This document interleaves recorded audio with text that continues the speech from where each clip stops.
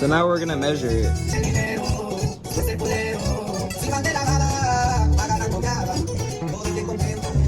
So it gets to about 3/4 of an inch.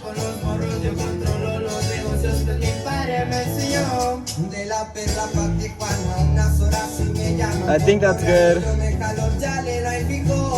We're gonna loosen it a little bit nomás, and then it should really be good.